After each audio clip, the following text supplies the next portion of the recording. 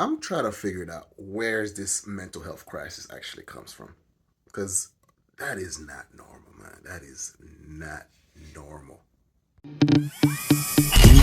What are you doing, Sparrow?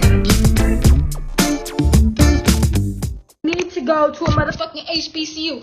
I can't be around white people any goddamn longer. I can't do it. I can't do it.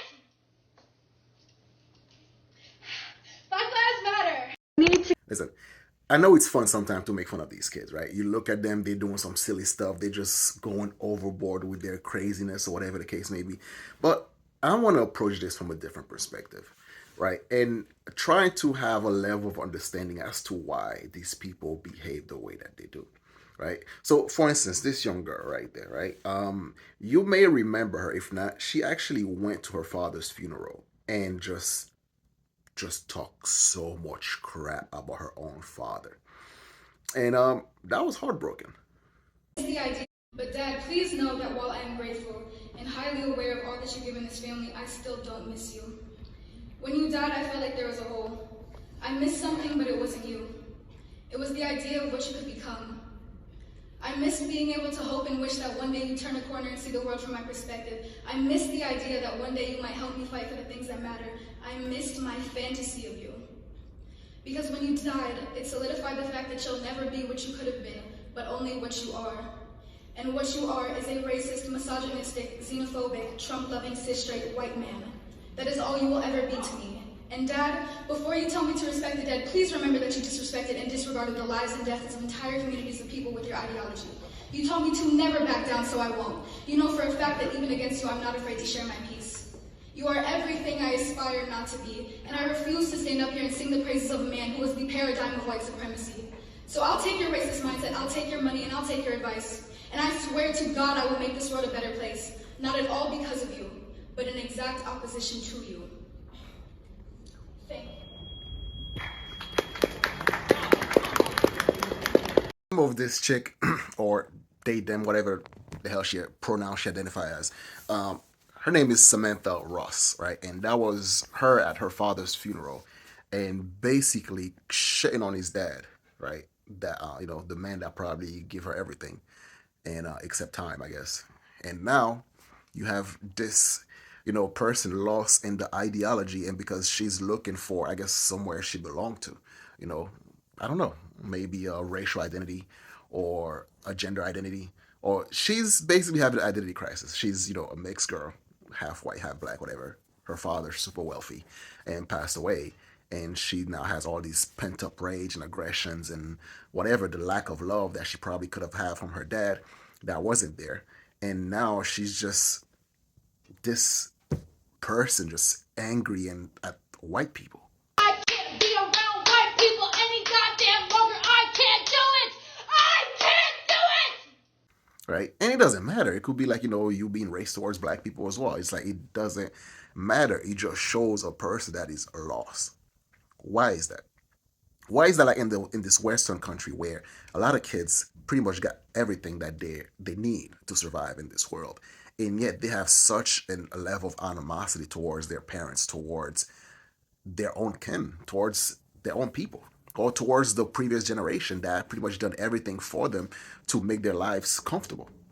And I think it's twofold, right? The way I look at it is this: when you're looking at the achievement of your parents, right, the achievement of the people that comes before you, and you're looking at your life where it's going, your lack of achievement, then how else you gonna be able to make your mark into this world? How else you gonna be able to have something that you can be proud of? Except you can't achieve what they've done, then you have to go with some level of moral superiority, right? Because like we're not as tough or as brave as our fathers or our forefathers. We're not as mentally able to do the impossible, like building skyscrapers or like bridges and things like that. We're just locked up in our air conditioning house and or nice toasty heater and everything like that. We're afraid of the cold. We are afraid to have children of our own. We are afraid of responsibilities. So then, how else are we gonna be able to have a level of fulfillment in life And when we're looking at our parents and to see how much they're able to achieve, how much they have this sense of purpose, of achievement, of like, their ambition, in which we lack that. We don't have that. How can we compete? We can't. So for the most part, what we're gonna do is now we're gonna shit on them.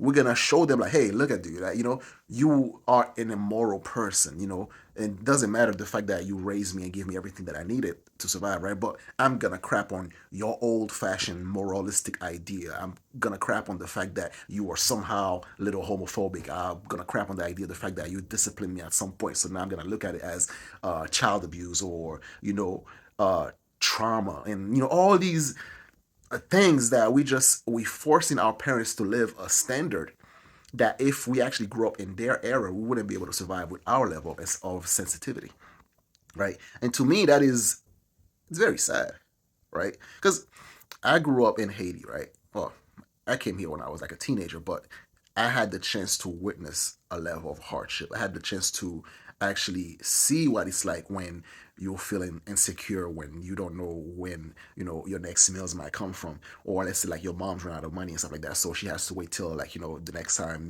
our dad sent us money and all that stuff. So I felt what it was like to actually grow up in poverty, no air conditioning, no 24 hours electricity, no smartphone, no none of that stuff, right? So then therefore I come to a country where I'm able to see the opportunity all around me, and I have this drive, this ambition to actually go get it. But what happened now if you give your children all of that, all of that opportunity? You work so hard for all of these work ethic that you have, you can't pass it down to them.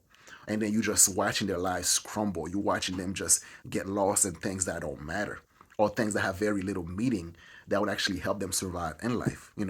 Identity crisis. Oh, I'm not a she, I'm not a he, I'm a they, them, or whatever, right? Or I identify as this. I'm like, Black Lives Matter and all the other crap. That's like, what exactly does that mean to you as an individual, right? And looking at these things, it makes me ponder, like, how do you raise your child in this day and age, where you constantly not only have to fight all of this ideology, right, but you also have to pay the goddamn bills. So like, how do you influence your children to the point where they can actually become functioning human being, but at the same time not hovering over them to the point where they become incapable of managing their own life? I don't know. I don't know. But all I know is that watching these young kids, right, lost in this mindset where they're just so lost. And I don't know what the solution is. But let me know down below what you think in the comment section. You know who it is. I'm your host, The Haitian. So share, like, comment, and subscribe. I'm out of here. Peace. Wait, what? What is she doing? What is she doing, dude? There is no way. Tyler, what is she doing? Why doesn't she just jump it right now? I am so confused. And is that even gonna work? What is